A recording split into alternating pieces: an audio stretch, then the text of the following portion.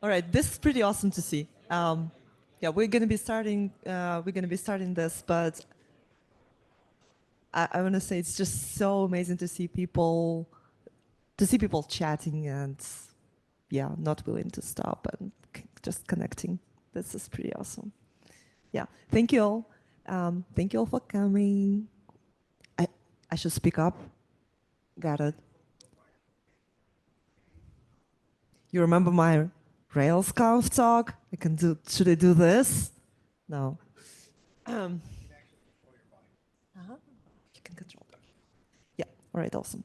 Um, so yeah, we're beginning, and so first of all, thank you all for coming. My name is Irina.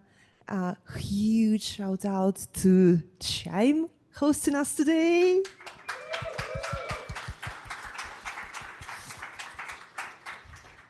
What kind of a building is that? It's so cool. Very kind of non-standard space.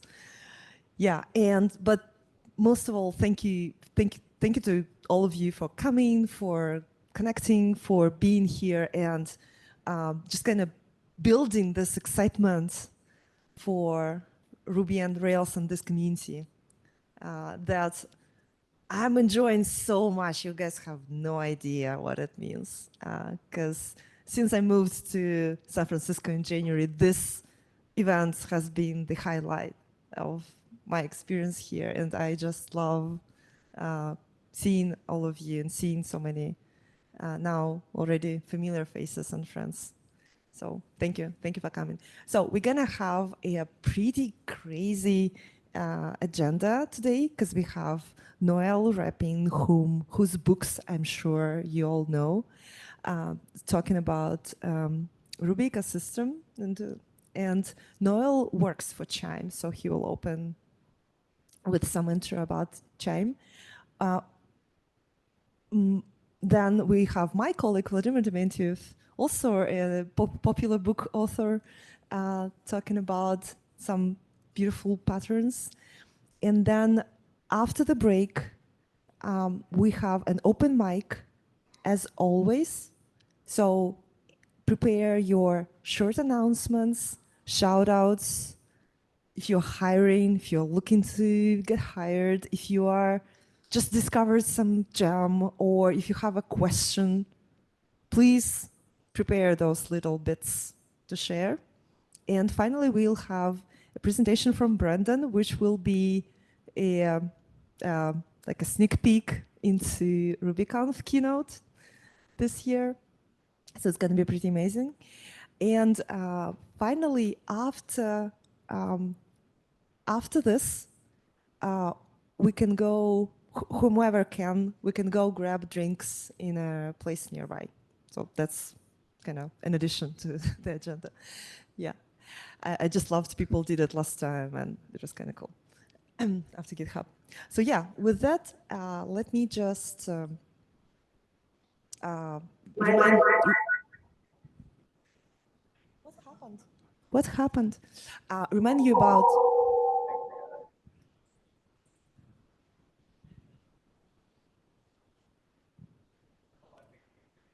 Yeah, I'm working on it.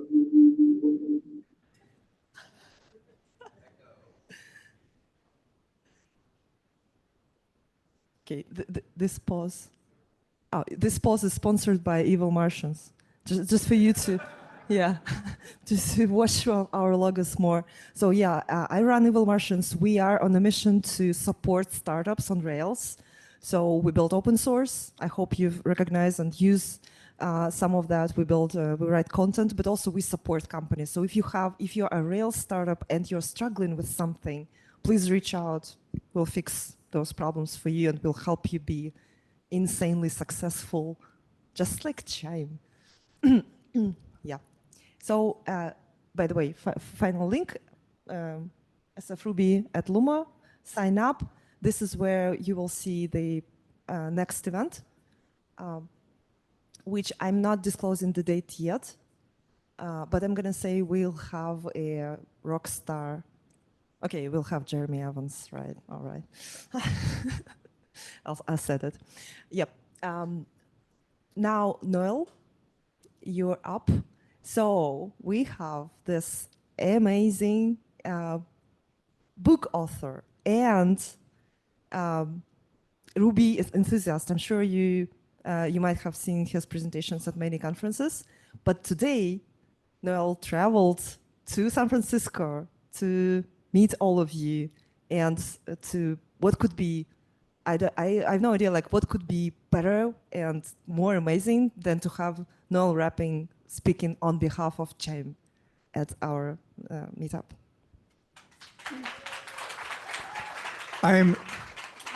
Thank you. Thank you for that extremely generous introduction. I am going to try something ridiculous, which is to run my presentation off of my phone for stupid logistics reasons that you don't care about.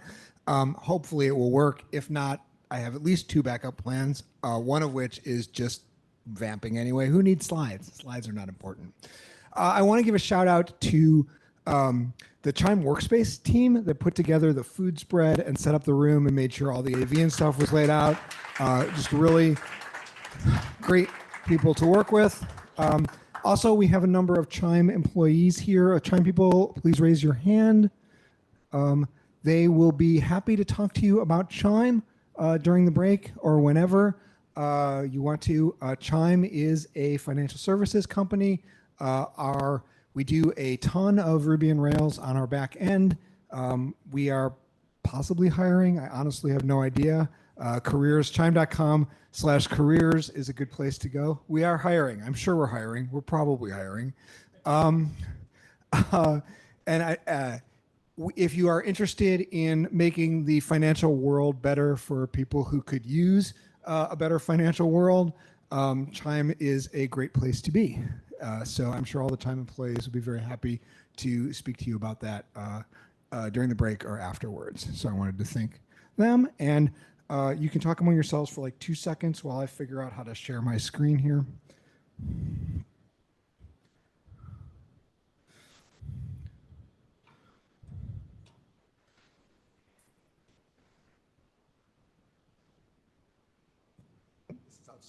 Outstanding. There we go. Better? There we go. Yeah. All right. Very exciting.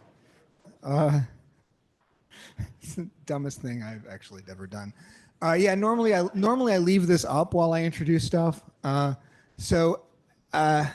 we'll just keep going. Okay. So I had kind of a unique experience with a legacy Ruby code base, a legacy Ruby project, I guess it's better to say. And that was, of course, this, when I suddenly found myself contractually obligated to turn the book on the left, which is the 4th edition of the Programming Ruby book, which came out in 2013, into the book on the right, which is the 5th edition, which came out last January. This forced me, the existing version was a pretty good snapshot of the Ruby ecosystem as it existed in 2012. Much has changed since then, as I'm sure you can all understand.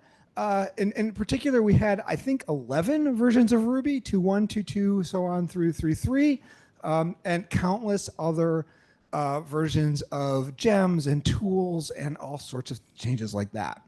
And that forced me to confront what had changed in the ecosystem. I had a very pragmatic need to think both about what had changed and which of those changes were most important. Because the goal, of course, is to change the book, but not change the book, right? We want it to still be the reference place for people, beginning Rubyists, intermediate Rubyists, expert Rubyists. We still want it to give that overview of the entire Ruby ecosystem. So this is a metaphor, I guess, for legacy code, but it's not just a metaphor. As you may know, Pragmatic Press has a build system for their books. The books exist as Markdown text, used to be XML text, a whole bunch of JRuby code actually that converts them to PDF and whatever. The Pickaxe book has some special Ruby code. All of the code samples in the Pickaxe book are executed when you build the book, so the output is directly inserted. This is as you might imagine, kind of weird and esoteric Ruby code that's pulling random strings and throwing them to an interpreter and messing with build paths. This code was written by Dave Thomas probably in the year 2000. I don't know for sure. I never asked. So like one of the smartest Ruby developers I have ever met bequeathed me a bunch of code that was written 20 plus years ago that he never intended anybody else to see, and basically said, I'll help you if something breaks. So a legacy code project, literally and figuratively. So we're going to talk about this in terms of Ruby's legacy and Ruby's future. As you know by now, because it's been said multiple times, I'm Noel Rappin. I work here at Chime. Thank you all so much for coming out. I very much appreciate it. I'm not done, actually. That's just the intro. So we'll go from here. So the perspective that I eventually came to was to think about Ruby's entire ecosystem as a one big legacy code base. And the definition here of legacy code that I use is code where the context of the creation has been lost. The Ruby ecosystem is thousands upon thousands of decisions that were made under a particular set of constraints, some of which are still applicable, some of which are not, right?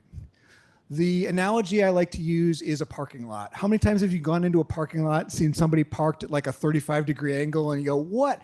How could anybody be such bad at parking that they would park that at that crazy angle? And what actually happened is when they got there, it was the only place left, and the person next to them was parked at a crazy angle.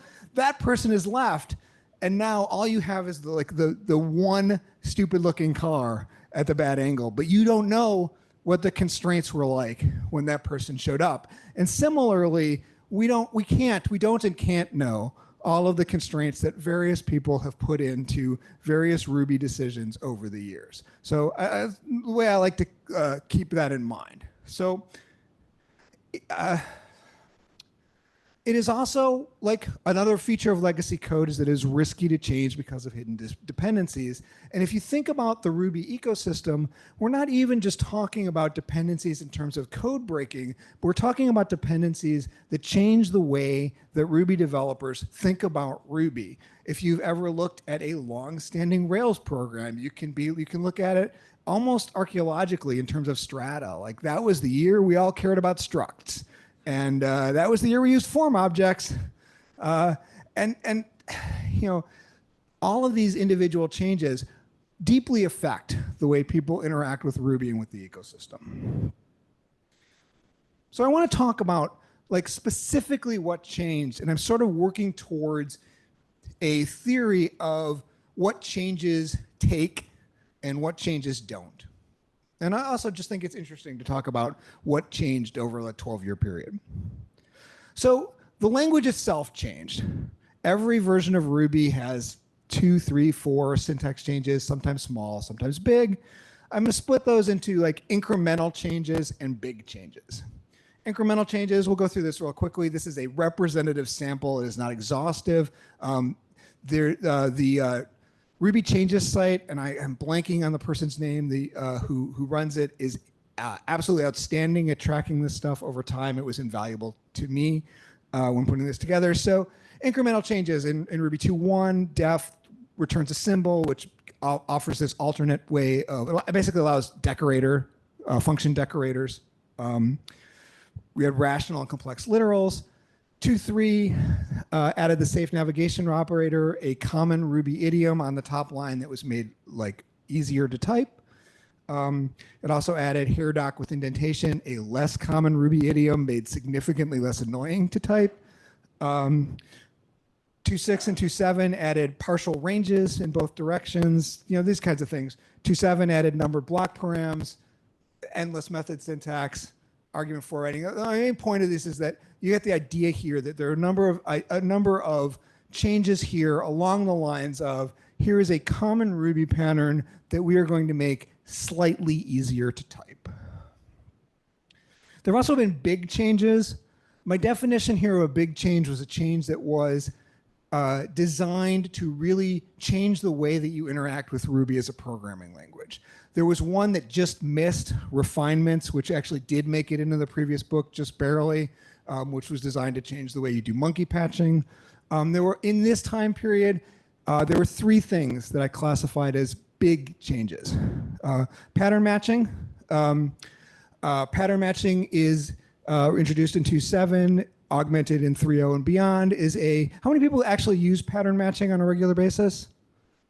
Raise your hands higher than that. I can't see it if you hide it behind the other person. So that is a solid 5% of the room. What? You want to. You just got on, okay. I want to, I just got on 2.7. Good luck. So pattern matching is an ambitious attempt to change the way you deal with complicated data structures in Ruby. It is not an incremental change. It is a dramatic change to allow you to massively simplify certain patterns of interaction. I credit Brandon with one of the first presentations I ever saw that had it make sense to me, which was very helpful. So that's one. The second one is not quite in the same league, the keyword argument separation. I think of this as a big change between 2.7 and 3.0 because it was a breaking change. If you've updated a large chunk of code from 2.7 to 3.0, you know that even though it wasn't really supposed to break that much code, it actually did break quite a bit of code. So that counts as a big change. It is designed to force you to think about the separation between keyword and positional arguments in Ruby. And the third one, and I guess, is RBS. How many people here use RBS? He said to no hands going up. One hand in the back. I would have taken the under on 0, frankly. Wow, Brandon is sort of like sheepishly, casually, no, determinedly raising a hand. What? Okay, that's a definite hand. There's two RBS users. So a solid, dear God. RBS, just to be complete, how many people here have ever used refinements in Ruby? You tried. How many people continue to use refinements regularly? It's a solid 3. I'm building this. There's a reason why I'm asking all of this. At least I hope there is. You better hope there is. I'm just going to start asking random yes or no questions. Anyway, RBS is an attempt to add static typing to Ruby officially, as opposed to something like sorbet. Mats somewhat famously does not like static typing, so this is kind of a way to have static typing without actually having it in the actual syntax. And I don't know what else to say about this. Like, there's been very little tooling and very little pickup of it, even as it has been out for 2 or 3 years at this point. So those are the big language changes. There have also been changes to the Ruby library. Every new version of Ruby has a dozen or so small, big changes to the Ruby standard library, often individual methods. I didn't bother to put all of these on separate slides, but these are basically, many of these are mentioned in the book. One of these actually obliterated an example in the book because it made it a one-liner instead of a cool use of how to use how to chain functions.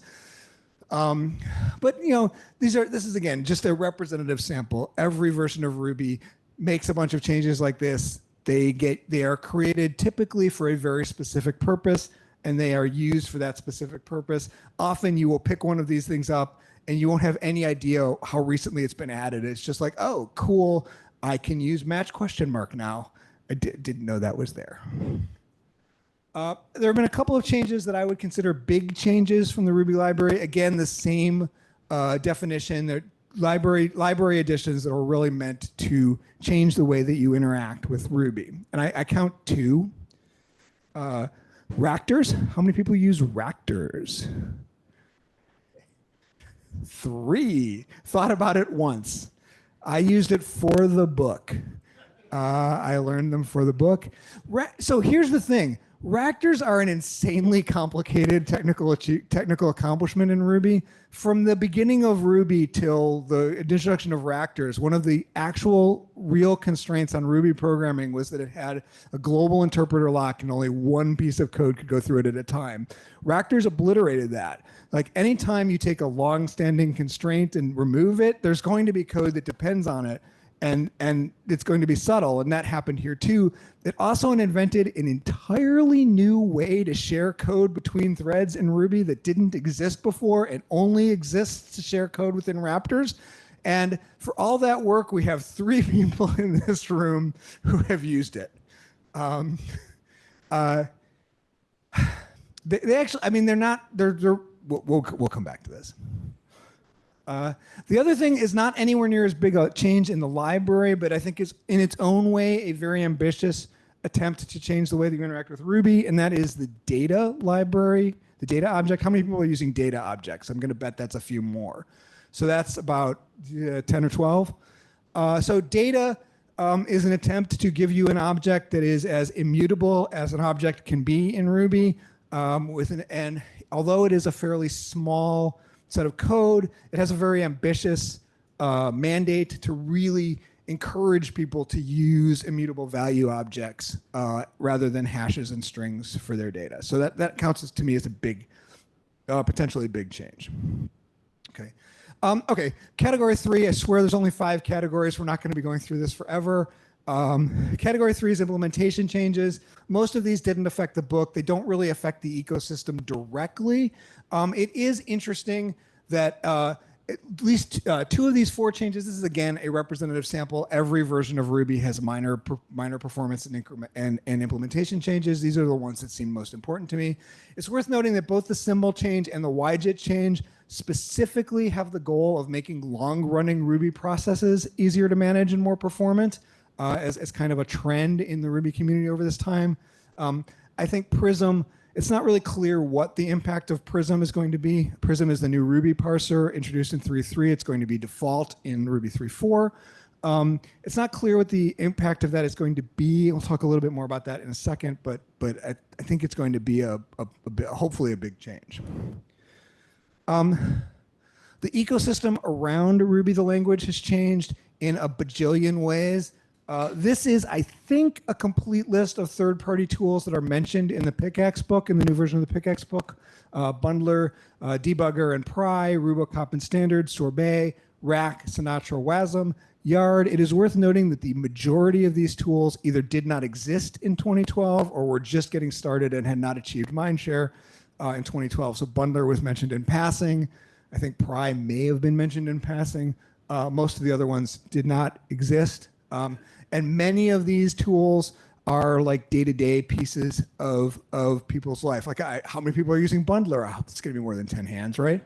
This is a test of how many people are willing to raise their hands in public, frankly. You know, how many people, I'm just curious, how many people are using Sorbet on any kind of basis? So that's 15, 10, 12, 7, I don't know. I'll just keep saying numbers until one of them seems reasonable. More than RBS is, I think, the relevant point here.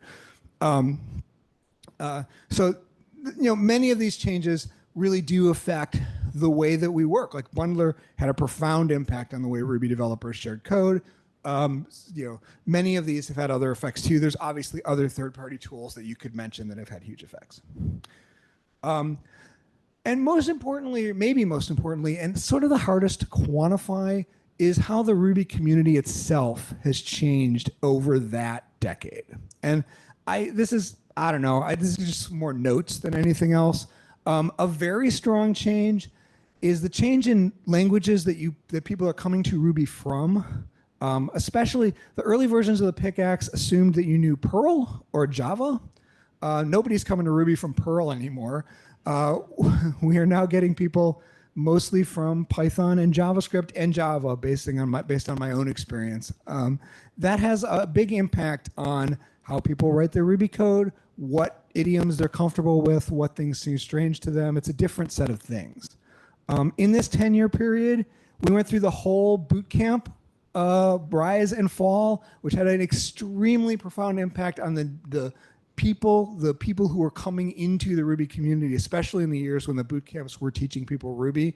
Just a whole bunch of people came into the Ruby community who might not have been otherwise, that have had like a tremendous and I think extremely positive impact on the community as a whole. There's been a emphasis on contributions from big players in the ecosystem, especially Shopify, but not just Shopify, and also an emphasis on contributions that encourage long-running Rails program kind of things in a way that, like, the needs of a long-running Rails program are far different than the needs of a small scripting program. And I think recent changes in the Ruby ecosystem reflect that. Okay. So where does that leave us? A lot of those incremental changes have been adopted. As you can see, like, we have an extremely poor hit rate on those big changes. I listed 5 like big changes that came from the Ruby community. Basically, none of them had majority usage in this group of Ruby enthusiasts. And I think that's interesting. And if you add adding refinements, that's 6 changes. I guess the keyword thing everybody had to use, so I guess that counts. But I think that's interesting to me that there have been all of these attempts to really make dramatic changes to the Ruby ecosystem, and they haven't, to like a first approximation, have had very little effect. Whereas these small incremental changes, like, I bet many of you use many of those small incremental changes that I listed, some probably more than others, but I'm sure you found 1 or 2 on that list that you use. I'm not going to go through them all with a show of hands. That would be extremely tedious for everybody who is not me. But I think that there's something here in terms of like what kinds of changes are adopted. But I also think it is interesting to think about like why those big changes haven't been adopted. And I think in several of those cases, not data, but definitely pattern matching and definitely RBS and definitely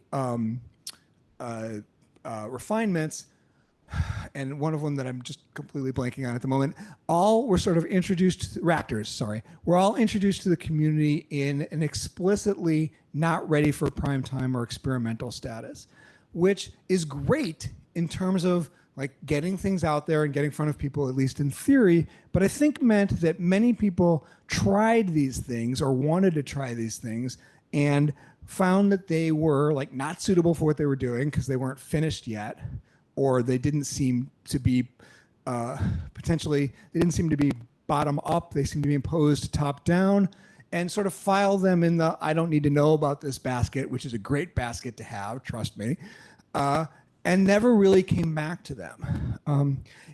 I think it's worth contrasting a little bit with the Rails ecosystem specifically.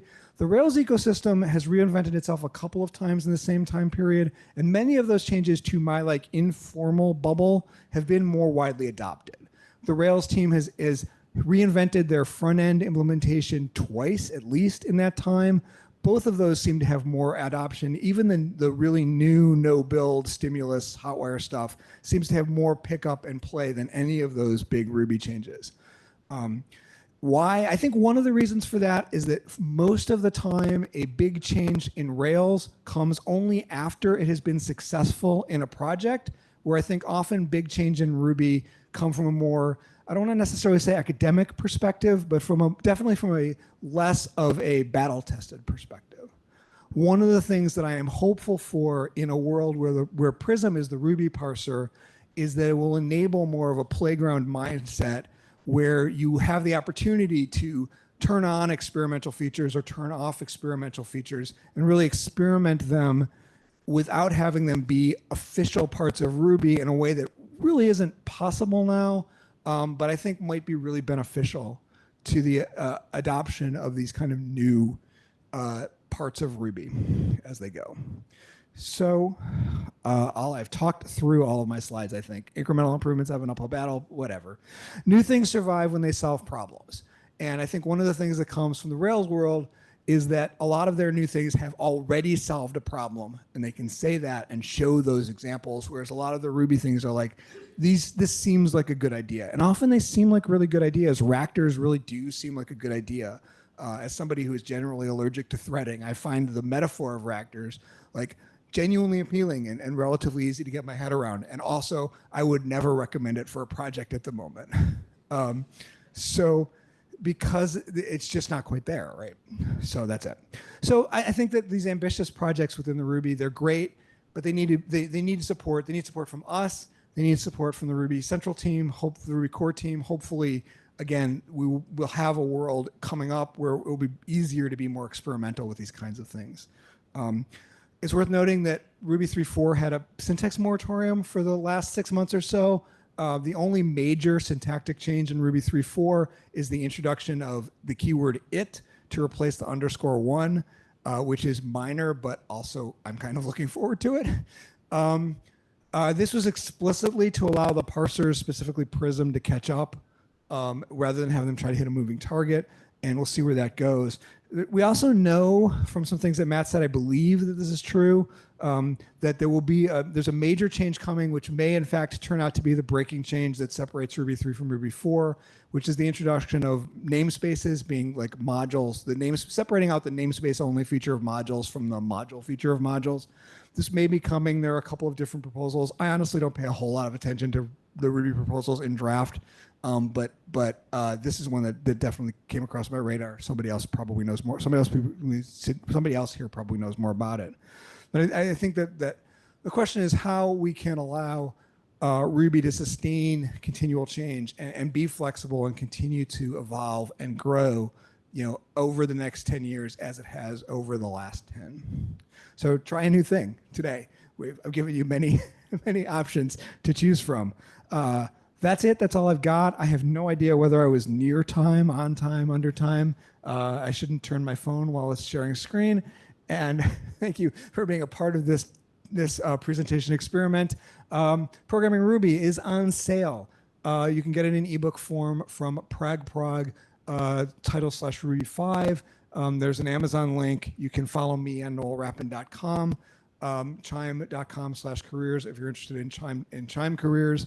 Also, separately, if you are interested in writing for the Pragmatic Press, please talk to me. I am also the Ruby series editor for Pragmatic Press, and we're looking to get Ruby books in the pipeline. These do not have to be, I promise, they do not have to be 700-page bricks. They're really leaning towards smaller books that you can turn around much faster.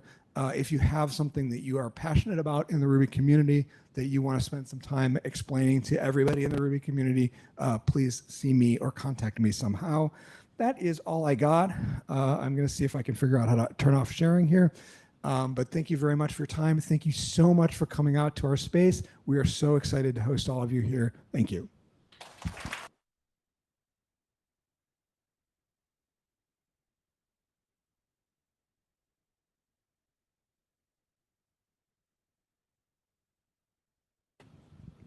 Wow, that was amazing.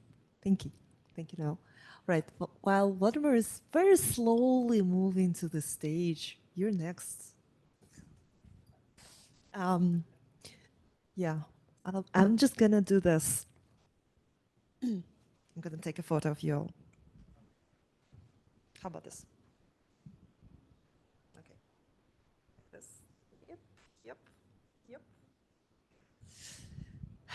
All right. Okay, the next stop is Vladimir Dementyev.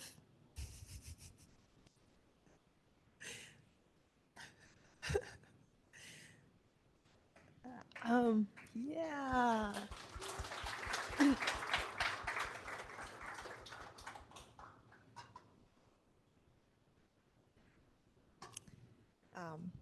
So Vov is going to talk about something Noel mentioned.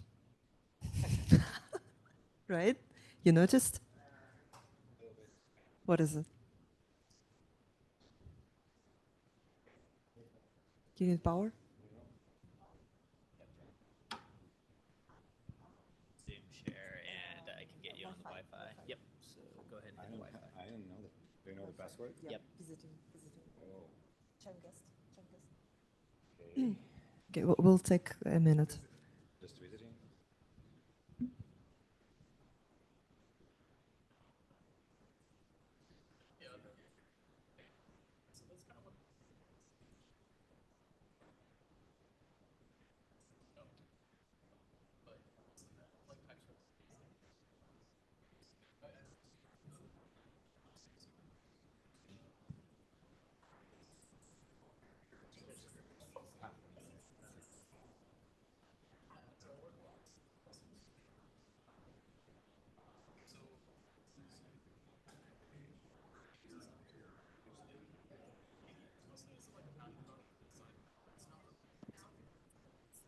Отлично,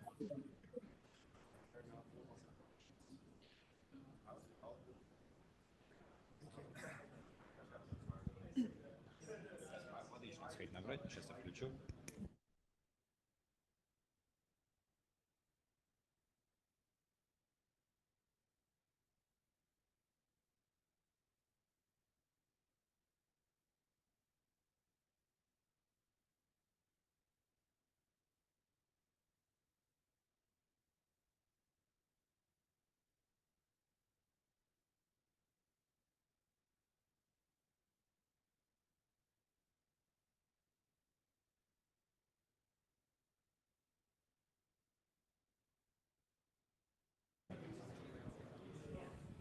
I think we're watching a movie.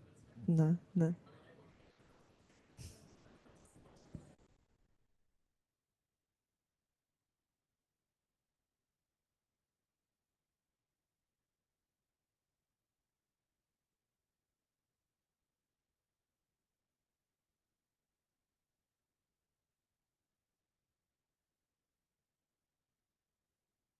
Yeah.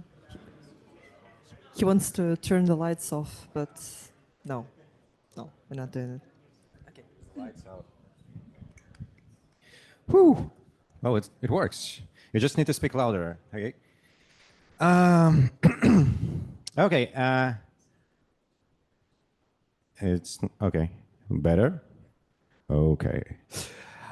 Hi everyone. My name is Vladimir, and we're gonna share some thoughts on Rails and how we, I don't know, try. I would say try to keep our code bases maintainable, and some particular use case actually I want to share today, which deals with. Okay. Let me see. Yeah. Yeah, the talk today is forms on Rails. And I'm going to talk about, I want to use this as a particular example of like modeling code and Rails applications on a particular problem, dealing with complex forms. And actually, the use case I'm going to show, we just need to wait for the video to complete. Okay, because I can switch to the next slide. How to fight complex UI while being a Rails developer, while being a classic Rails application developer, not an API one with front end being a part of responsibility of another team, but trying to be as close to the classic Rails, to the HTML first approach, and still being able to solve challenges that sometimes we face with modern applications. So this is an example application in question. That's from the project called AnyCable Plus. It doesn't matter. What's important here is that that's how we kind of started. Like it's a Rails startup. So it's like Rails generate scaffold, blah, blah, and go on, like and release and let users figure out what to do. And we had some forms there. So this is how we set up an AnyCable instance in the cloud. And it actually requires a decent amount of configuration settings. It's not just the whole form, it's just a part of it.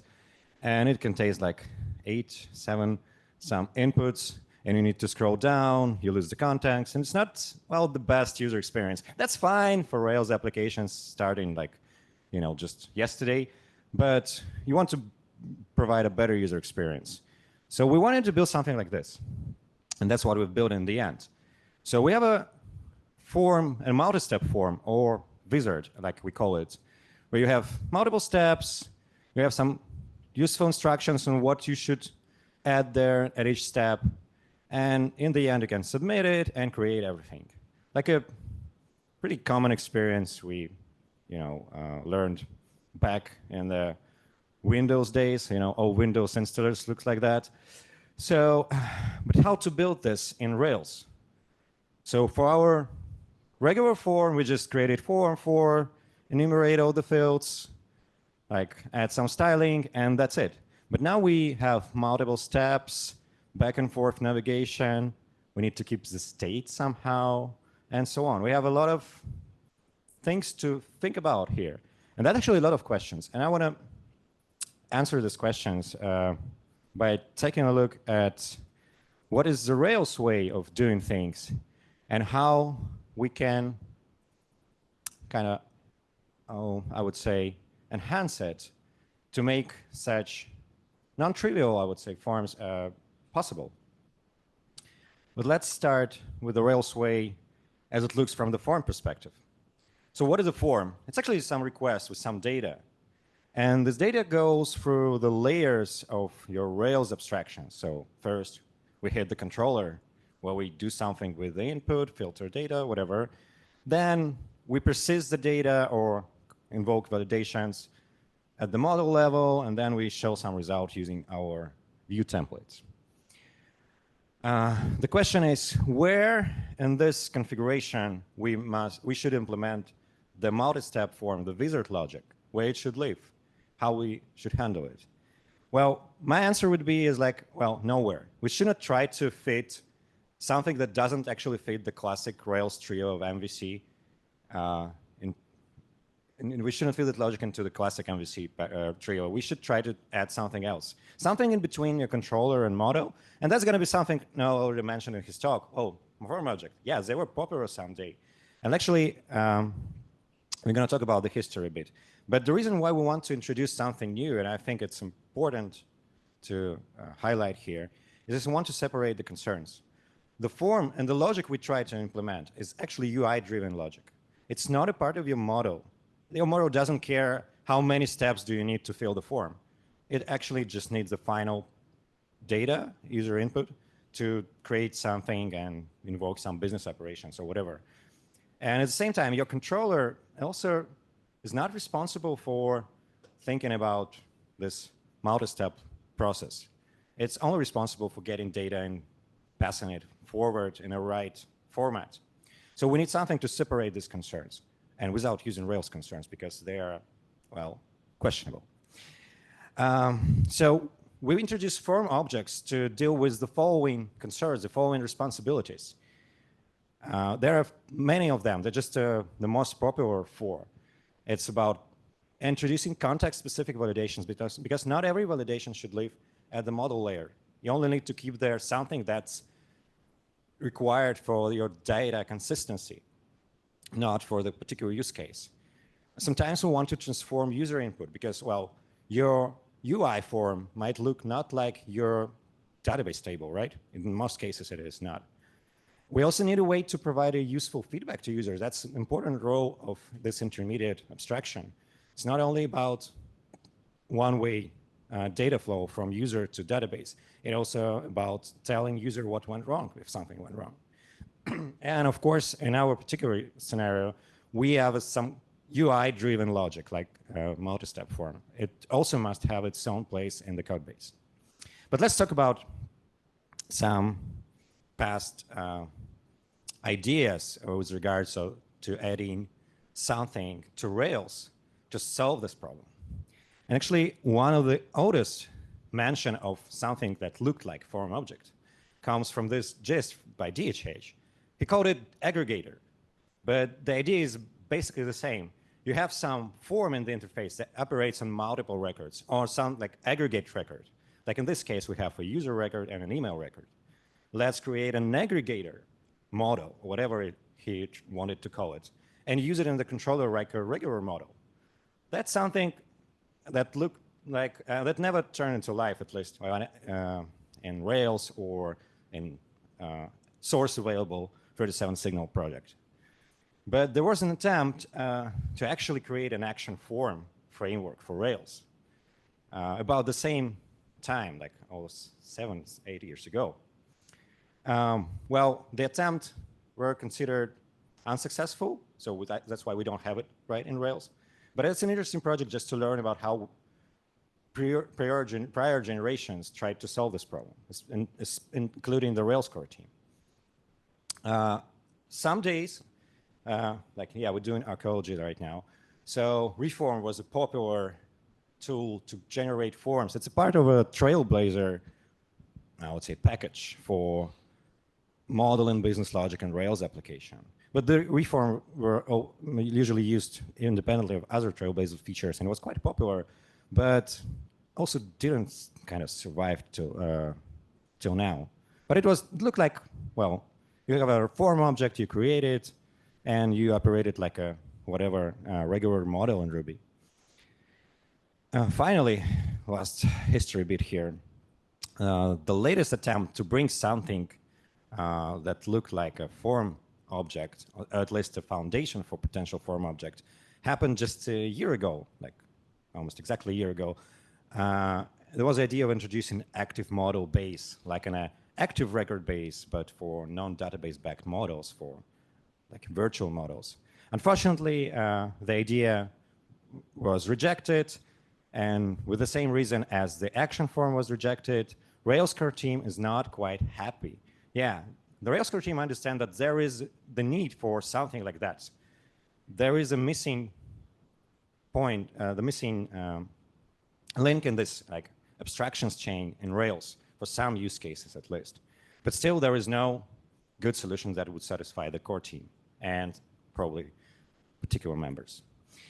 Well, let me share the form object abstraction that I'm happy with and I'm using in my Rails project, and actually not just using, but trying to promote it in this book, which has a chapter dedicated to the problem with a lot of examples and some useful stuff. You can check it out later. Fortunately, I don't have copies with me today, maybe next time. So I'm not going to recall like the book. It doesn't make sense. You can download it from torrents probably, or just ask me. Well, we don't have discounts now. I don't know. Maybe we do. I don't know. I'm bad at promoting stuff. So yeah, I'm gonna show some stuff. So this is a form object for our original form with just like one screen, all the fields. But here, how I would implement it using not the model, but the form object, like using some application form. We're going to talk about it in a minute. Let's take a closer look. What do we have here? So we have attributes that corresponds one-to-one to the fields we have in the UI, right? And we have some logic for initializing the object we want to create and actually submitting a form. So we use the term submit because, well, that's what we do with forms. Well, it doesn't bring a lot of additional value to, like, compared to using a model. The only probably thing that we solve here is that we decouple UI fields from the database schema, so we can have different we have some specific mapping to map UI form values to the actual model attributes, and we don't need to update our UI or model to reflect one another. So that's better than nothing, but still not enough to justify introducing this abstraction, right? Well, in reality, we have more stuff here. We can add validations at this level without adding them to the model. However, here I have like validates name and region presence. These two are probably invariants of the model. They should be validated at the model level. And we can do this by just delegating validations to the model. And that's fine. That's how we avoid duplication when using form objects. We just add the validations that only make sense in this particular context. Also, we can introduce callbacks to trigger some side operations or some other stuff that relates to this particular form. Compared to model callbacks, this is going to be executed only in the context of this particular user action in this particular scenario. So we do not need to deal with global callbacks defined in the model. Finally, there is one line that's hard to explain. Why do we have it? What does it mean? Like self, model name, cable. And to talk about it, we need to learn the rules behind the abstraction, the application form I use in application and in the book, and why I built it this way. And the reasoning behind this is whatever you try to introduce into the Rails application, well, should play nicely with what Rails gives you. You should not play against the framework. You should try to be a part of the team. That's actually some of the first edition of the Rails Way book. Also pretty old, like almost 20 years old right now. But the phrase still holds. What does it mean to play with framework, play the same team? Well, I split this into several important points. First, you need to know how Rails works, actually, under the hood. Why Rails is designed this way, which building blocks Rails relies on. Because there are many, well, not so many actually things in Rails that's used throughout all the components of the framework. And you can easily find a pattern and try to use it in your code. That would make your code look like the Rails original code. Of course, you must follow the conventions. Conventions is the most powerful feature introduced by Ruby on Rails, and that's what makes you productive. And productivity is a thing we care the most when building with Rails. Otherwise, we wouldn't use Rails, right? So that would make your code play nicely with Rails. Let's see how we achieve this by the example of this abstraction. So this is an application form class. We do not inherit from anything. That's just a Ruby class. But we include some active model functionality, because active model is actually what's used throughout all the Rails parts to bring you something like attribute, like behavior, and validations, also part of active model API, and so on. We add callbacks. Well, yeah, callbacks might be evil, but that's the Rails way of doing things. That's actually, if you use callbacks properly, it is to separate the main logic of your function, method, class from the peripheral logic. That's the best usage for callbacks, and you should not avoid them for that. So it's nice to have them, actually. We also have some additional safety checks within this abstraction, transaction awareness, which is important. And yeah, we have some interface, just a single method you must implement in your class to create any kind of logic. It's not necessary creating model. It could just be sending email. It's still a form submit. Finally, that's where we use model name. It's actually used for action. Sorry, yeah, still confusing. Action view compatibility. And that's one of the most important things here. We're going to see it in action in a second. So let's see how using Rails form object compares to using a regular model. So this is a kind of a code using just regular Rails model, just a scaffold with some authorization added. And this is the code using a form object. It stays almost the same. Anyone looking at this code understands what's going on. Oh, okay, we create some form data, we save it, and we redirect. That's how we do it with regular Rails, nothing new. What about the view? So this is our form for cable, original one. Just to remind you, it converts to this HTML, like style omitted. And this is the same version for the form object. We just changed the single word, but everything stays the same. Due to this model name thing, we tell Rails how actually to use this object to generate URLs, parameters, and all the stuff that we use in various action view helpers, just by the matter of single method in the abstraction. And that makes our form object quack like a model. So we don't need to change anything here. So now it's time to actually implement our multi-step form, our wizard.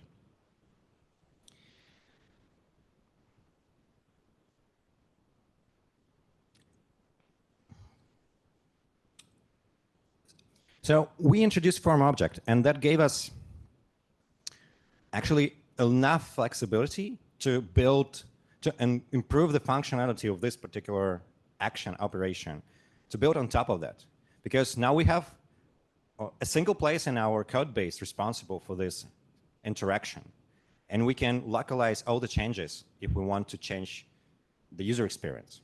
So we don't need to touch multiple places in our code base to create a wizard. We don't need to introduce any gems.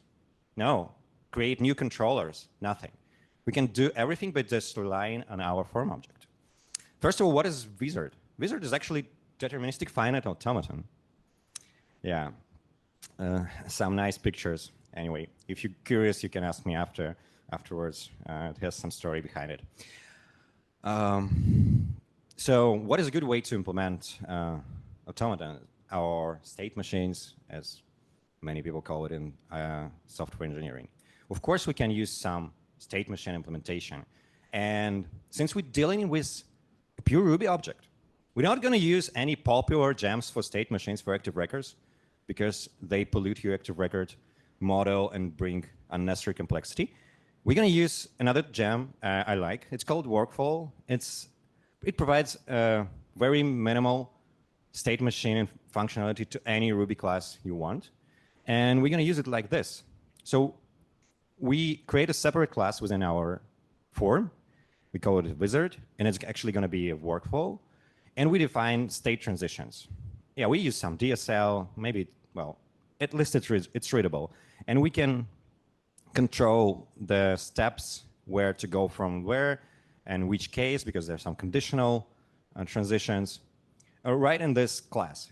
And all the logic of moving between pages is implemented here. Then we just use this wizard to decide whether we need to really create the record or we just need to step to the next iteration. So we change our submit method a bit. Again, the code is kind of self-explaining. Let's see how it changed the way we write our controllers. So for the controller, we need to update just a single bit. When we submit an intermediate step, we do not create the record. So we do not redirect to the record page in this case. So we must proceed to the next form, wizard step. And here we just respond with the same new template, but with the status created. The reason why we use created and not OK here is just to satisfy Turbo. Because if you respond with OK, like 200 for post request, it's going to tell you, oh, no, you must redirect when form submits. So sorry, I don't want to redirect, but OK. Created solves this, at least for now. And if there is a validation error, we just respond with a regular unprocessable entity and can show errors, right, for this step. The most interesting part is here. The only other part of code that is changed is our form template. And that's what we do here. Here we can ask our wizard workflow, what is the current state? Oh, the current state is name. OK, let's render the text field name. Otherwise, let's render a hidden field name. That's how we persist the unsaved data. OK, let's go to the next step. Same here. We just add if and else, and we render the current step or render the state. Same goes again. Oh, here we introduced something that wasn't in the original version. Now when we have a multi-step logic, we have some kind of a logic tree, we can actually add some intermediate steps and tell user, OK, you decided that you go with Rails. This is some tips you need to know for using any cable with Rails. Go and run these commands in your Rails application. So there is no input, just a information step. We go further. We have, again, this if-else stuff. Finally, one more step. And at the final step, we have one input. It's emitted from the template. And we have some logic for showing buttons. Here we again check for the wizard state, whether it can complete. So whether this step is potentially final, can lead to the final state. Whether we can go back, and we show the back button. And we have some like HTML magic using form action and value for the submit button to differentiate between back and forth operations. And that's pretty much it. So that's all you need to introduce a multi-step logic or whatever step logic to your Rails forms without changing your models, changing your controllers, by describing your logic in a human readable way as a state machine, and just a little bit updating your template. So that's all you need if you create an abstraction that works the Rails way. Yeah, this one is happy. Well, that's it for today, actually. I'm open to any questions because we have a break right now. I don't know if we're going to do it right now or we just stop the stream or whatever. So thank you and happy Rails hacking.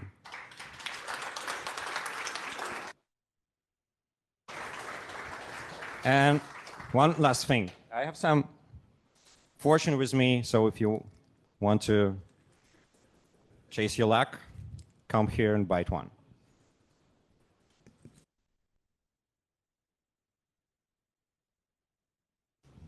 Okay, that's a 20-minute break. 20-minute break. I'm very loud and bold. Yeah, 20 minutes, and then we meet for the open mic.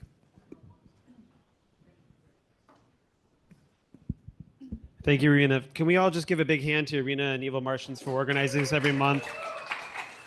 Before this year, we haven't had a continuous Ruby meetup for many, many, many years, and I'm so glad to see so many old faces. Well, sorry, no offense, but like so many longtime friends. Let me put it that way, and also new friends. And it's just always re-energizing to come and see you all. So I'm so happy and really grateful to Irina and team for putting this together. So big hand for them, please.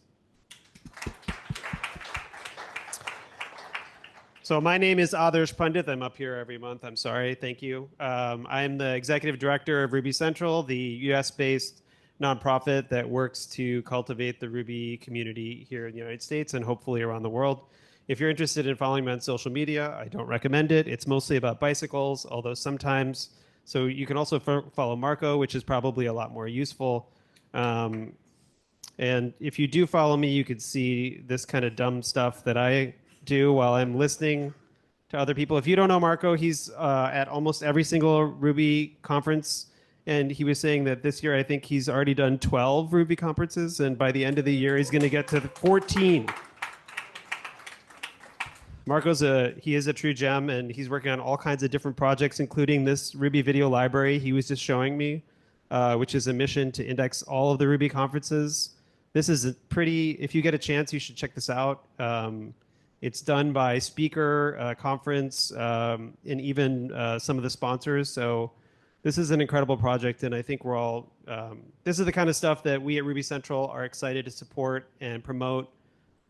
Because if you're here in this room, there's only two reasons.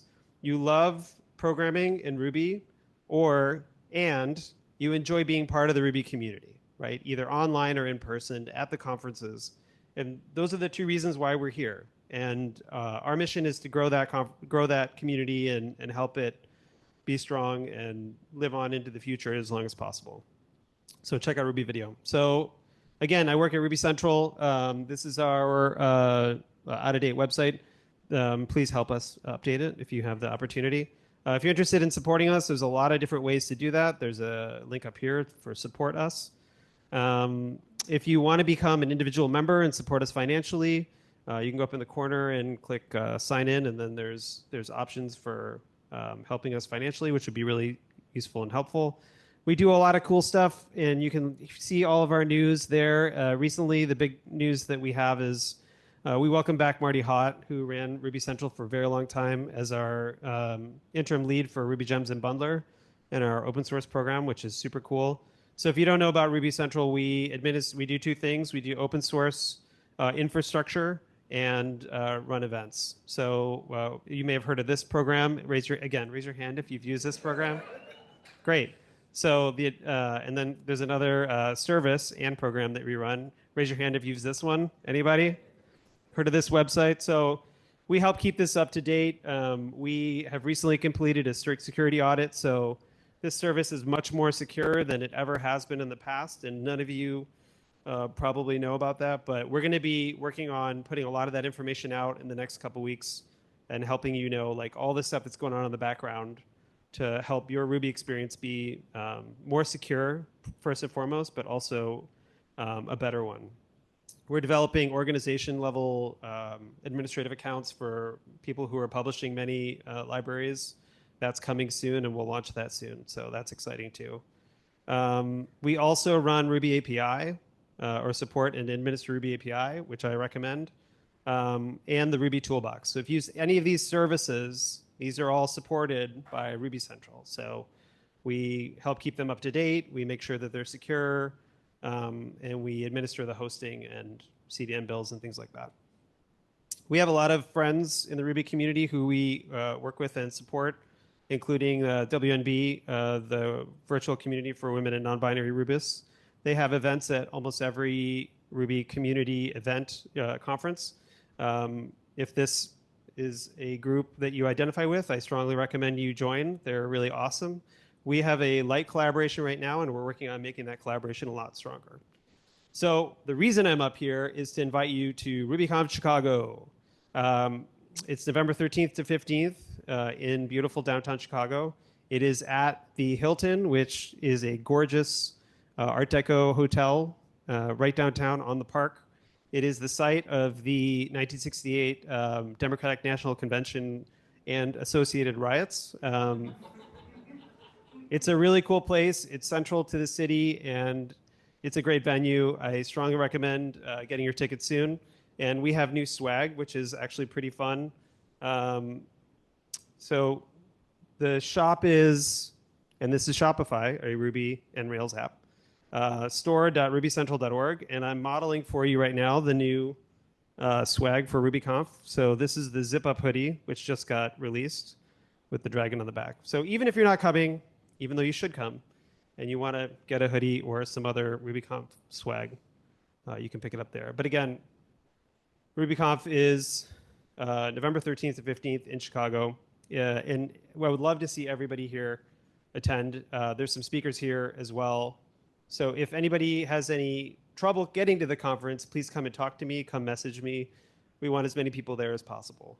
And one of the reasons that we want as many people there as possible is that conferences and community only exist if you participate.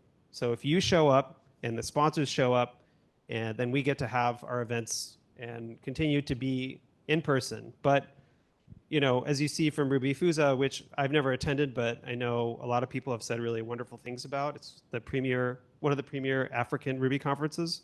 They weren't able to get sponsorships or tickets.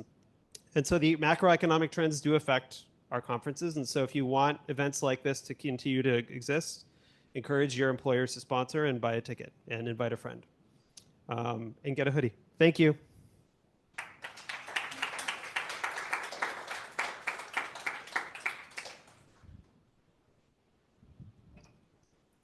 Great. Thanks, Adarsh. Sergey, you're next.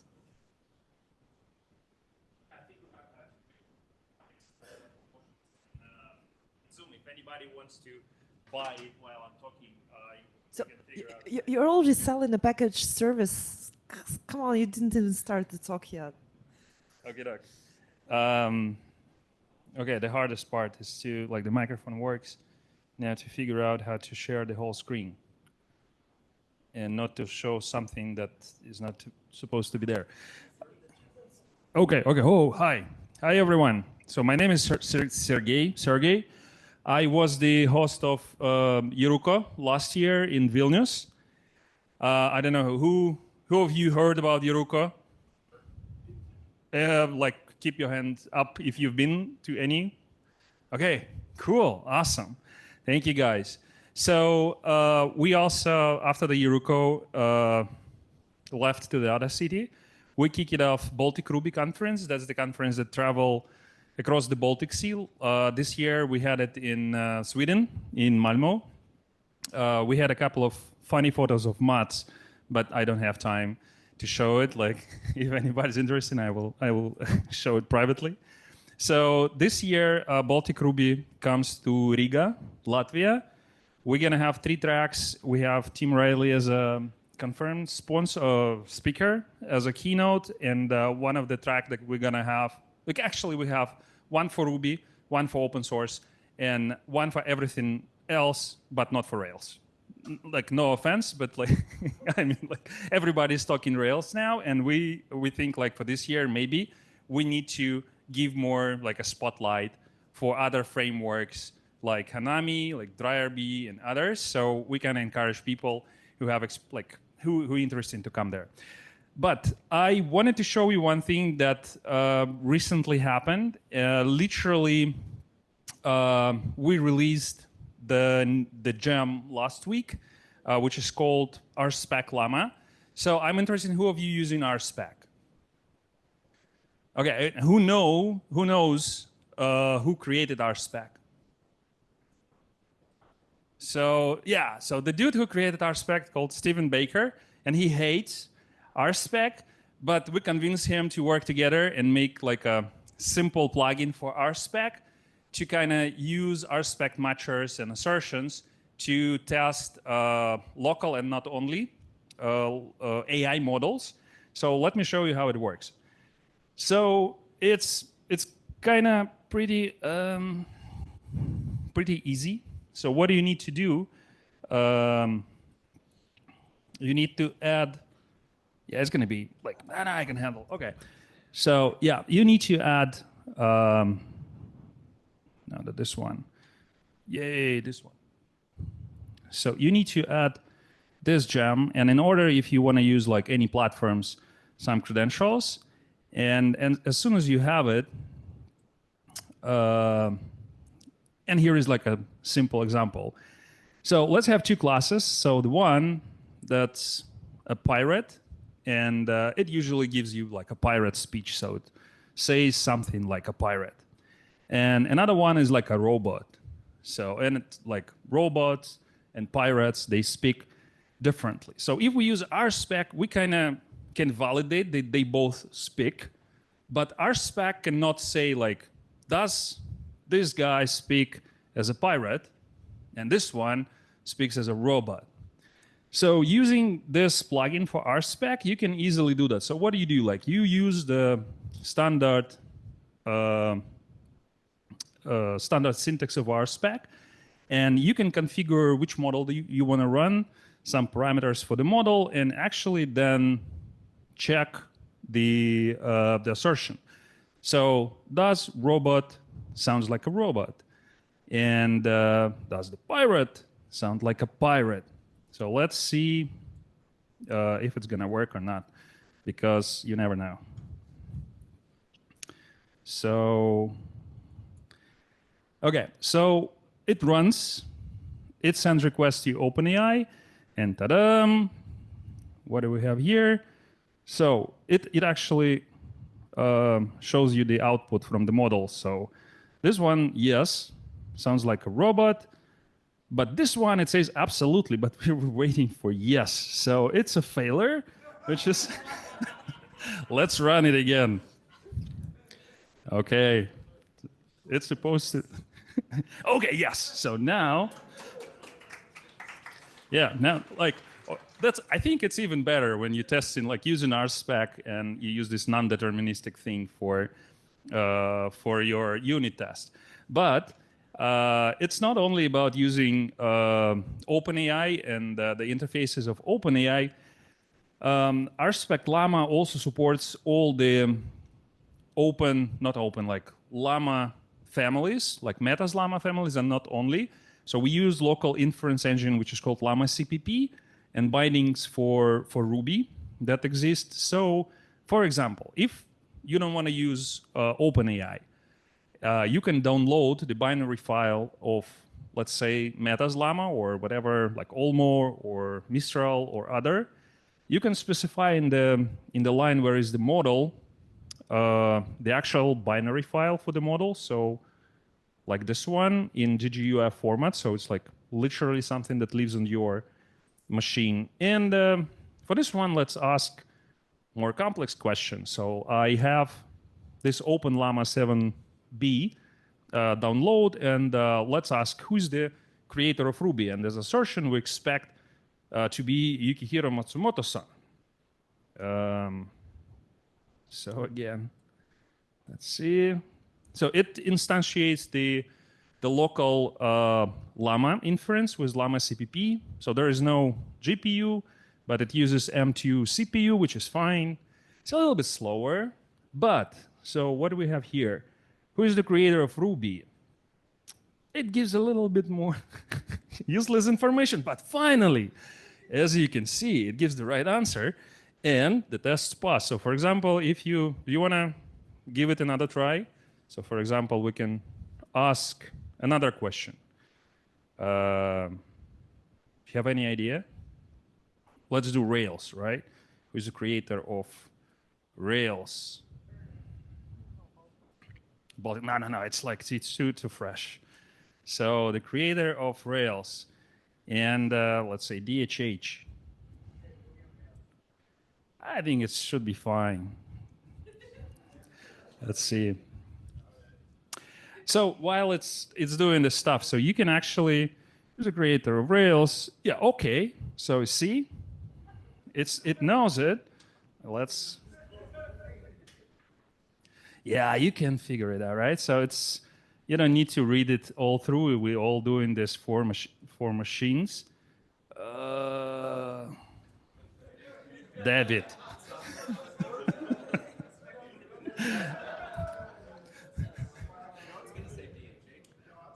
You think? Okay. No, it's finally it sticks with this with its opinion, which is David. So using this like simple tool set, you can build like multiple chains. So if you, thank you, Irina. If you use, for example, like for some purposes you use OpenAI, for other purposes you can use like your local models that can natively, using native extension, work with Ruby. So yeah, it's quite fun, and I encourage everybody to try. So the gem published last week, it has the very first versions of give some support, contribute, and thank you very much for yeah, for having me here. Thank you. Perfect. Keith, come over. Yep, your turn.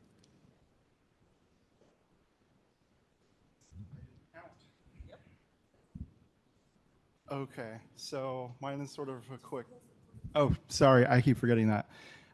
So I just have a real quick thing. I'm speaking at RubyConf in character. And if y'all are coming, stop by. I don't know where it's at. It's in the program somewhere. It's lessons that I learned running Sidekick at scale at the large company that I work for. And then secondly, if y'all are hiring, find me at ruby.social. And or here, whatever. Interested to see what's available. RTO and all that. Anyway, but yeah, that's it. That's the only announcement that I've got. So see y'all at RubyConf. Thank you. Okay, who was number 4? Where is this? Yeah. Yeah, you're up. Hello. Thanks for all the great talks. I'm Meredith. I have been job searching for far too long. So I came to the Ruby Meetup last month and learned like 100% more about Ruby than I knew when I walked in. I was formerly like DevOps, SRE, and then, yeah, just looking for any software roles or tech adjacent. And yeah, I appreciate this community. So nice meeting you.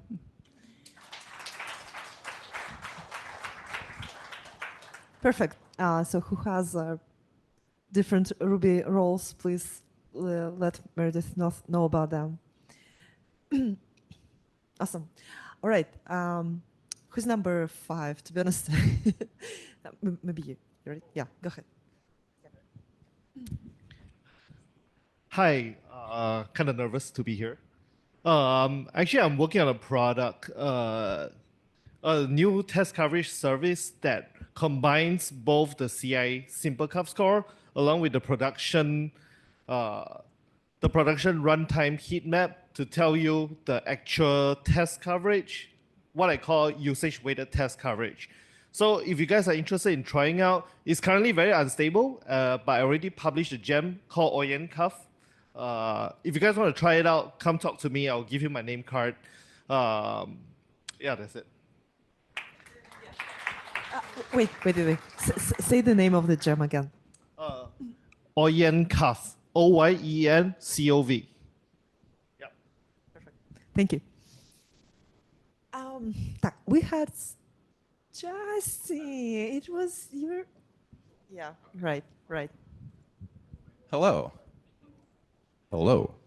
I'm Justin Bowen, and I am working on releasing an open source gem so that we can build Rails AI apps.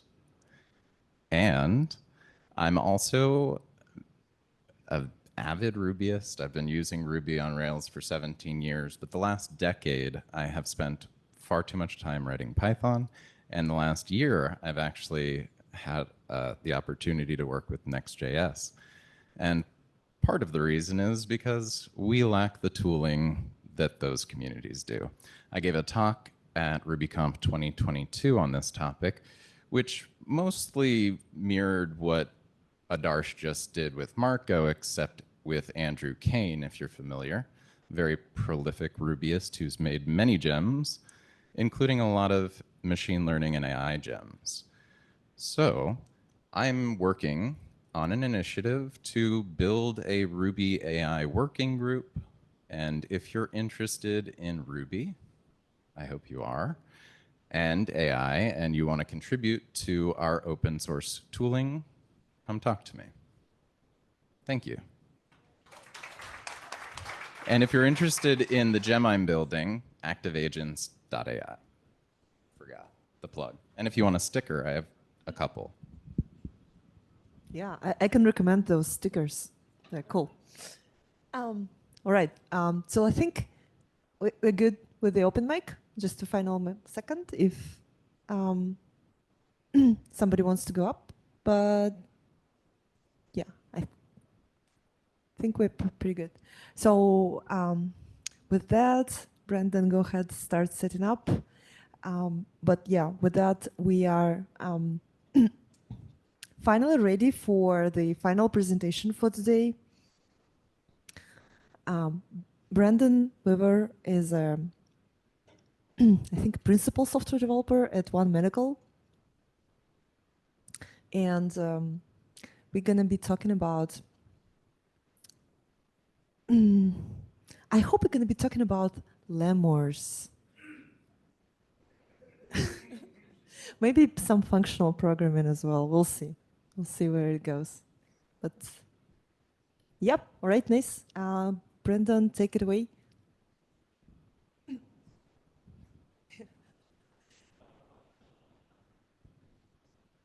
Looks pretty good to me. Oh. Okay, maybe too much zoom. Yeah. What it is I have to rehearse a slideshow, which will then put it there, which does actually work. No, it's great. Short version is Zoom does not like showing my keynote notes, and unfortunately I do not memorize things very well, so I need those notes. So I had to make it work through this hacky. If you want to see, it's actually very fascinating. It's like literally, please just zoom in on this narrow portion of the screen, and I hope this works. So here we go. So this talk is going to be the first about 20 minutes of the RubyConf keynote I'm going to be giving this year at RubyConf. I'm going to be on the third day and the opening keynote for that day. So I'd love it if you have any feedback, any type of ideas or otherwise. But with that said, we'll go ahead and get started with Red in Fantasyland. So first off, who am I? Well, simply put, my name is Brandon. I love Ruby, and I'm here to share that with you today. In fact, I brought something special, a story I've wanted to tell for quite a while, a story I deeply enjoyed writing, and one I hope you enjoy as well. With that said, shall we go ahead and get started? Deep in the library.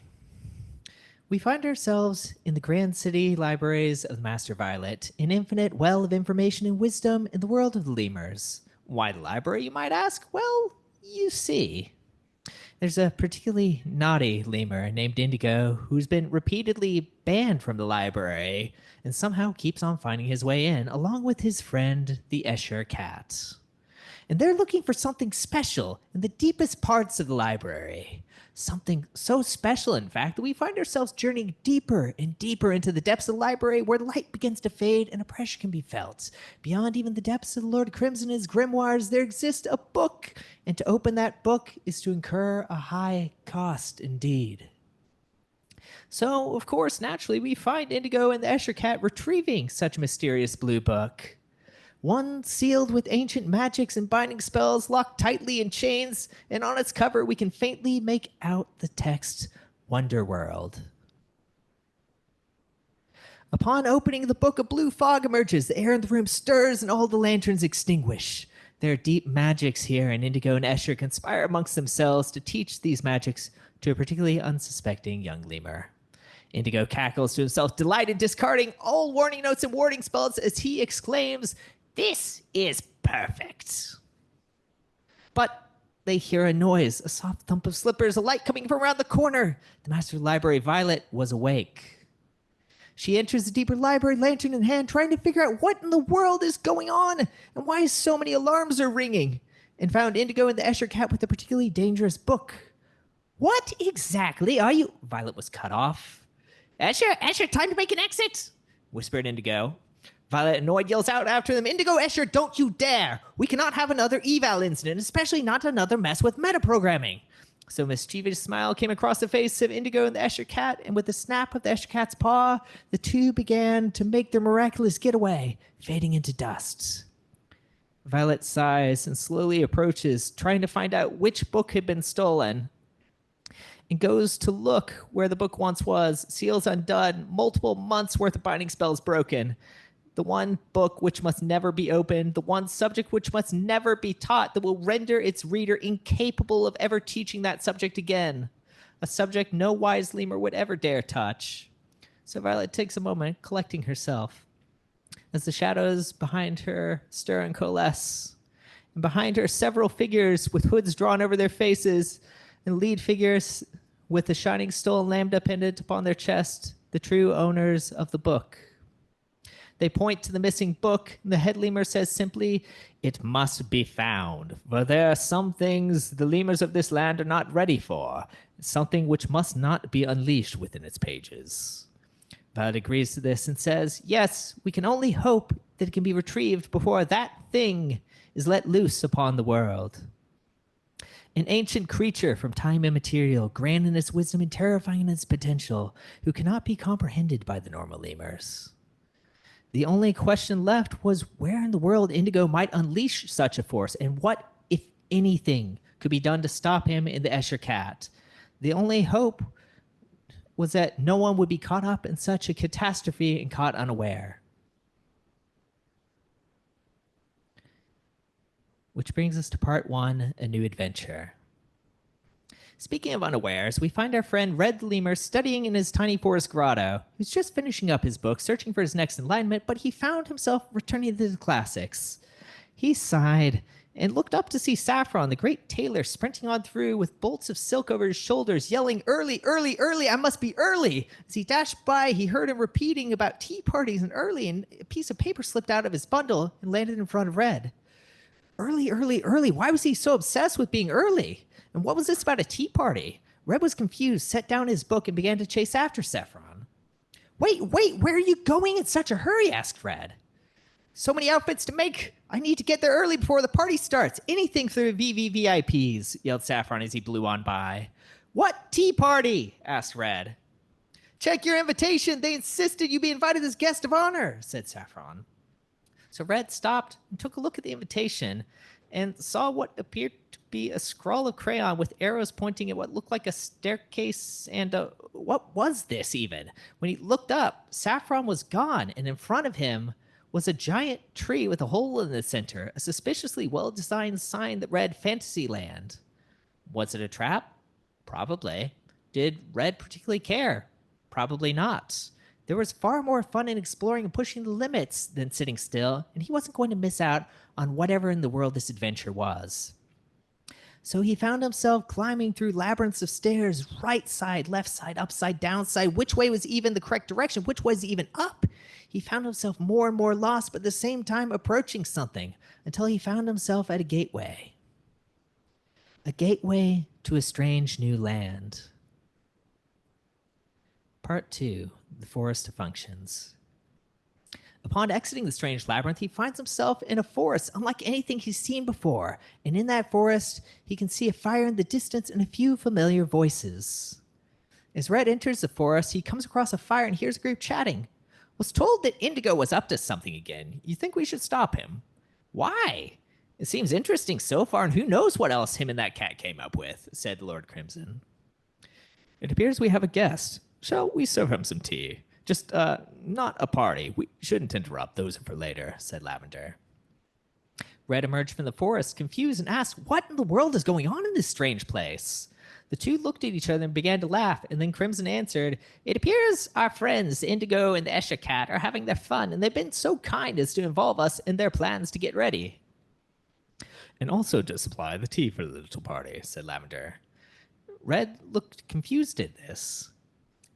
It's an odd place, yes, but we'd best get you ready for what lies ahead, young one. We're here to talk to you about functions today, but just a few and a quick review for those who need more of an introduction. Others might know some of this already, said Lavender.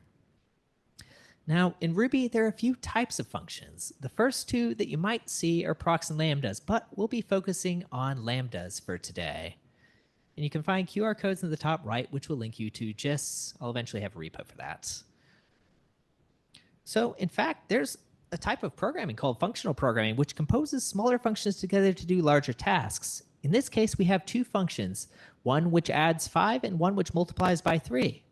In Ruby, we can compose those using the double angle bracket. When used in this direction, multiply 3 is called first, but if we flip it around, the opposite would be true, in that you get both of those functions still called. Now, there's even a particular odd function which does nothing. Why would you want to do nothing? Well, if we use it, we'll notice that it does indeed quite literally do nothing. It takes in a parameter v and returns that parameter. A function after my own heart, I must say, but very useful in certain contexts. We can even use it to prove if you'd like, but it does indeed do nothing. Such an odd little function, but one I have a feeling you'll be seeing quite a bit of later.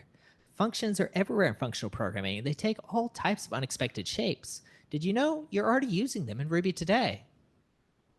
You might recognize this and say, of course, well, it's a block.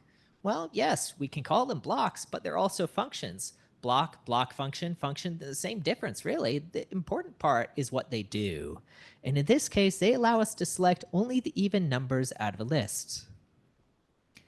If we wanted to, we could even make our own method, which took a block function itself and an argument like so. And what that would be doing is we'd be starting with what we call a predicate function. You'll notice I don't call these blocks because I prefer to reflect on what it's actually doing. In this case, we're using it to decide whether or not an item should be included in a new list.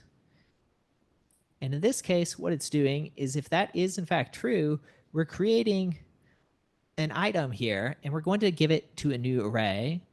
And we add that item to a new array, which we will return at the end of the method, giving us only the values for which the predicate function returned a truthy result. But there's something interesting in Ruby, and something to keep in mind, which is there are many, many different ways to do something. Which is more correct? Well, longhand, shorthand, select, filter? It really depends, doesn't it? Which answer is correct depends on the code base you're working in and the people you're working with. Aim first and foremost to be understood and not clever. Beyond that, there are many lessons from other languages, some with different philosophies than what you might find with Ruby. All are valuable, certainly, but be careful not to become dogmatic, said Lavender. With all that said, there are others to meet and lessons to be learned ahead, from friends old and new alike, said Crimson. So Red wandered on to the next area. You think we should warn him about the... Lavender was cut off. Nah, it'll be more fun if they learn it themselves, answered Crimson. Part 3, the Mappable Meadows.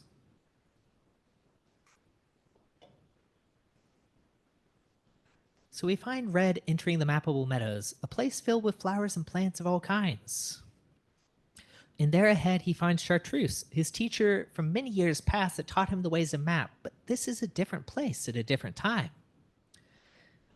It's been what now, 6 years? My, how time flies and the young ones grow, and so too does our understanding of what we think we might already understand. What do you mean, Master? Last we spoke, you taught me about map, but wasn't implementing it with reduce all there really was to learn? What is map, do you suppose? Well, of course, it's using a block function to transform every element of a list and return a new list, isn't it? Yes, that's true, but there's far more to it. Let's take a look. Consider this example. We know that we can double every element of list by applying a function that takes a parameter v and returns back v times 2, but why do we know that? How do we know that? How do we even know what that block function is going to do to that array? How do we know that that translates into a new array? There are a lot of assumptions we're making here.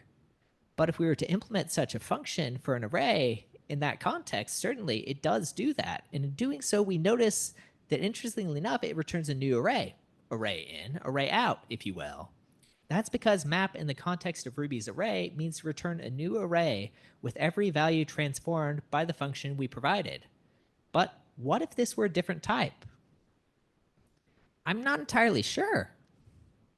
Let's suppose that we had to define map for a string. What might that look like, do you suppose? Perhaps in the context of a string, map would make a new string. And inside of that, we'd iterate through each one of the characters of that old string, and then we would append the result of calling a function on each one of those characters to append it to a new string, which would be returned at the end of the method. And we would call it something like this, which gives us something very similar to what that map function was doing with array. But I think we can go further in our exploration. What if instead we happen to put map directly onto the string class, much like what array has through enumerable? The noticeable differences here are that we're getting the characters directly from self, and while not required here, it does make it clear where it comes from.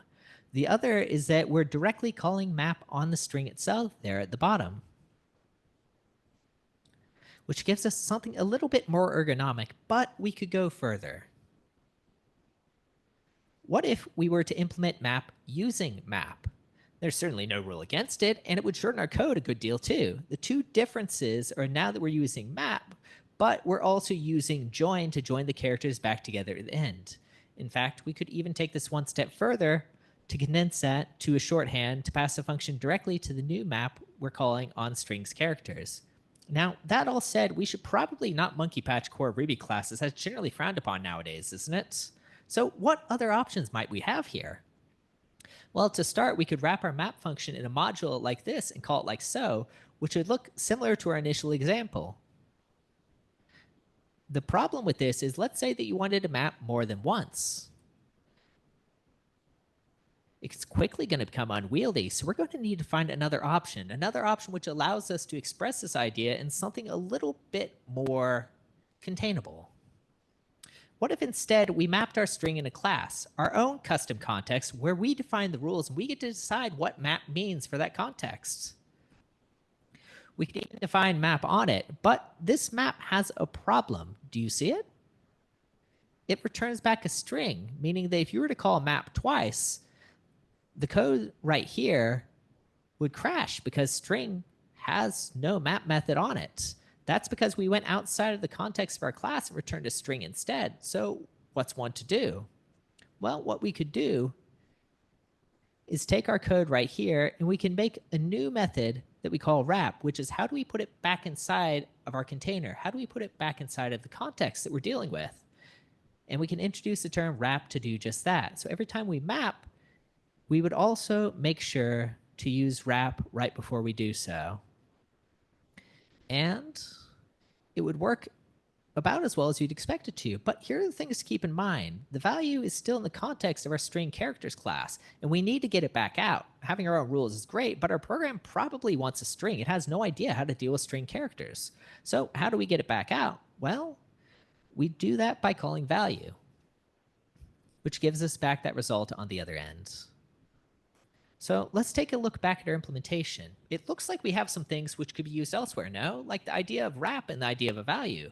What if we happen to pull that into, say, a module, and we call that module something like mappable to represent something which can be mapped and follows a certain set of rules?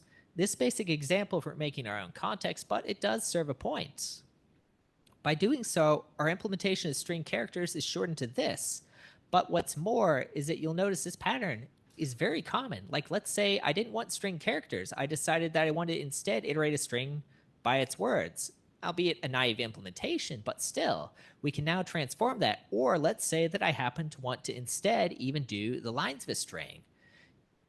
These are very general shapes, and they can apply to a lot of different things. And by establishing our own rules for map, we can do a lot of things which may not make sense for classes like string or array. We can define our own rules of what it means to map in our own context, in our own way. And we can even use that idea if we were to use something completely different. Like, let's say, take this single white flower here. Could that also be mappable? In the context of a single flower, we have a color inside of it. And mapping in this context means to transform the color and return a new flower. We could even add rules to it defining what a valid flower is by checking if the value is indeed a color. An easy mistake to make here is to think that map only works on collections. Not so. Map just means to transform and to return the same type. And a flower is just as much a context as an array is, or a string is, or hashes, or any other Ruby type might be. So to test this, we might take white and red here and create a new flower by which we mix 0% white with 100% red, effectively painting this flower red.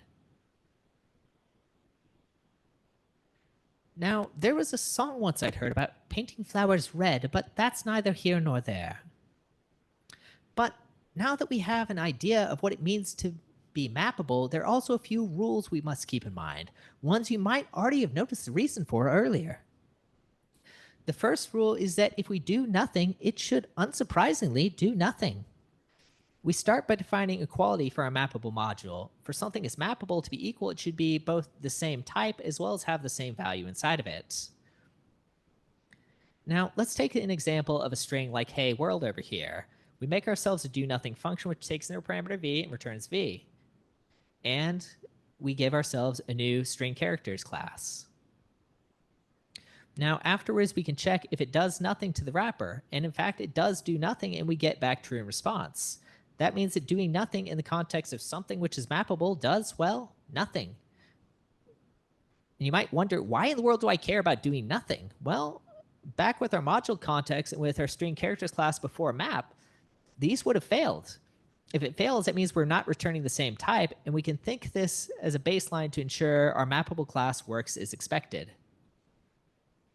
Rule number 2 is if we call map twice using 2 different functions, we should get back the same result as if we compose those 2 functions independently. So let's say that we had 2 functions, one which wraps a character in brackets, and the next one which gets the successive next character, such that a.success is going to give us back b. We could again create our context as an experiment here with the string hey world, and then map it twice using the functions separately and use the same thing by using functional composition here. Why do we care about this? Because after all, these are just functions. We shouldn't be changing how functions work. They're just functions. They should always behave as expected. Our string characters class should not be doing anything unexpected, mutation, or extra steps. And this is a way to prove that we're doing exactly what one might expect. What you see is what you get, no surprises. We may be able to define our own rules, but for functions, they have their own rules, and we should respect those. And we should be very careful not to break them and do unexpected things.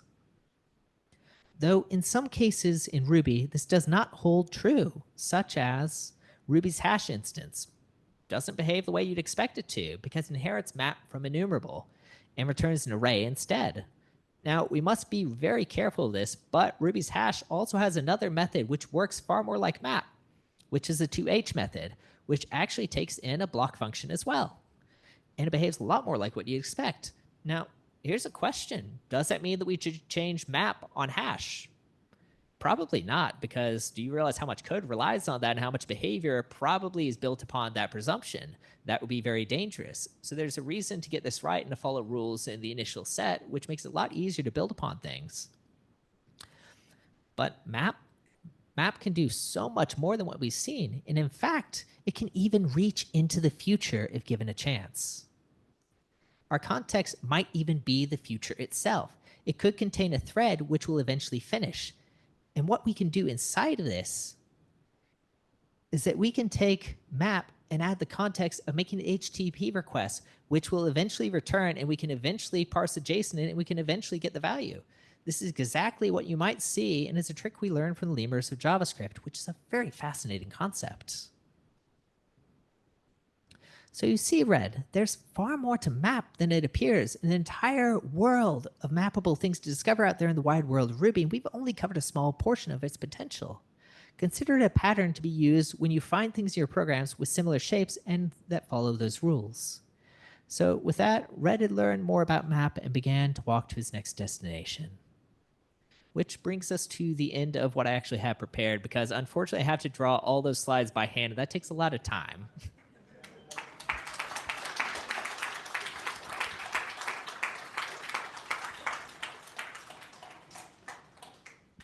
Yep, I think I'm about 90 hours worth of artwork in so far, and I have about 24 left. So I'll make it by the conference, but that's going to be chancy.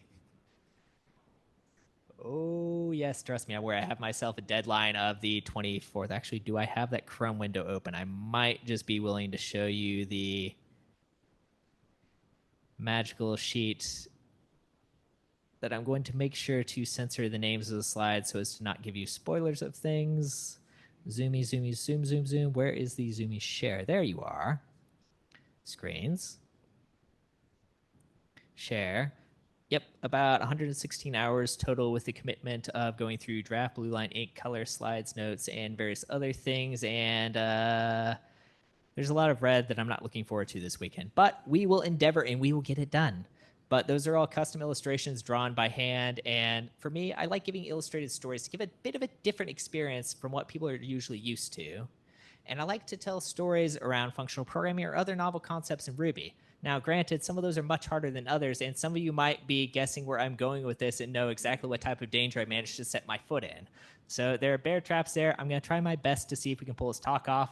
But they said, we want the most technical talk you can come up with. You have an hour, figure out what you want to do, and that's the only chance I'm going to get to give this type of talk. So here we go.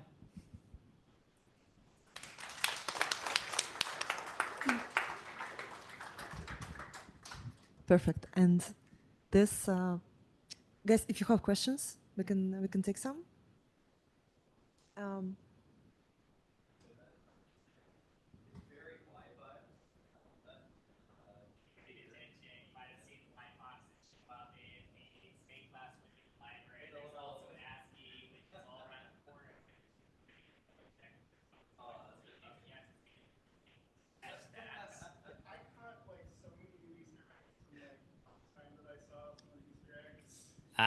If you paid attention as well, whenever Red was reading the book, there is a Y Fox on the front of that book as well. And I'll put a whole bunch more references in there. This is the initial draft version, which means I haven't actually done all the finishing touches on this. So if you pay attention during the live talk, you're going to see in library, every single one of those books is going to have some sort of reference to some sort of Ruby book, including ones by, say, Vlad and Noel. And I should really write a book. I feel like I'm the only person up here who doesn't have a book. I mean, to be fair, I did have a contract for it. I should probably finish it. They're probably mad at me by now. Anyway, moving on from that subject. No, I try and sneak as many Easter eggs into there as possible. Like you might have noticed during the staircase, there's a special little time and space vehicle which happens to be flying around in the background there. Technically, it is the Dartus, which is day and relative time in Ruby or something like that. I forget what exactly the acronym was, but I had a Doctor Who variant talk, which was going to be at RailsConf 2021, but certain COVID events happened, and I didn't finish that one. So I try and make references to it so I can eventually give that talk. But it's like half done. I should probably finish it.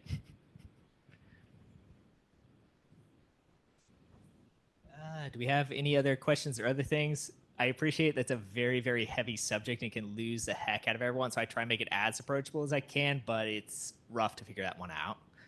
So a lot more build steps, which takes a bit. Go for it.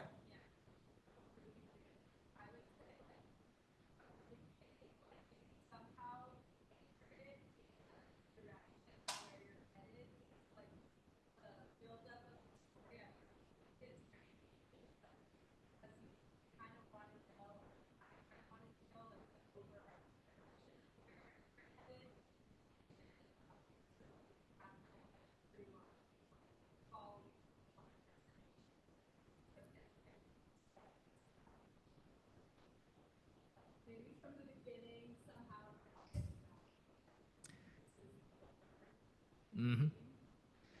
Yep. So there's a fun little secret in the end of the talk where I almost can't do that.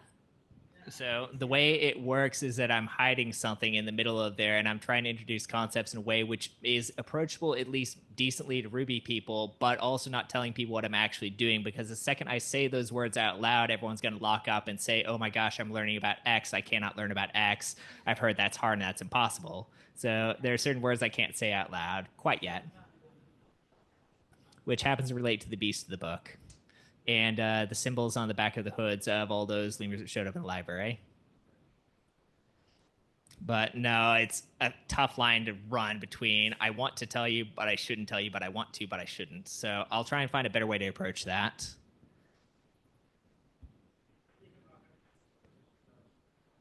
Go for it.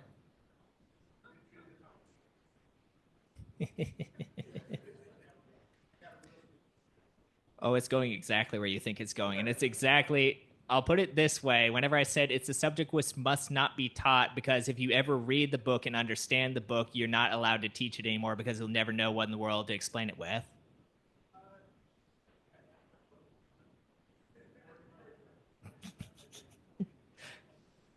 Now, the trick is that I'm not sure I know how to explain it either, so let's hope that I figure it out between now and then. I keep on doing this to myself. I give myself an impossible challenge and say, what happens if I try and teach this thing I have no business teaching? I guess I learn a lot. One time I even showed up with a Beethoven-looking wig and tried to learn how in the world to do a symphony orchestra using MIDI with audience's cell phones. That blew up on stage, but hey, it was fun.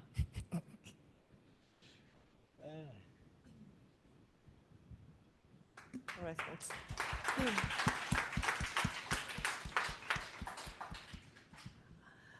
All right, this concludes our event today, but we are planning to go check out this Café Termius, like a bar super close by. So you're all welcome to Termius, right? Something like that. I put it on Luma, by the way, the name of the place. It's right here, like around the corner.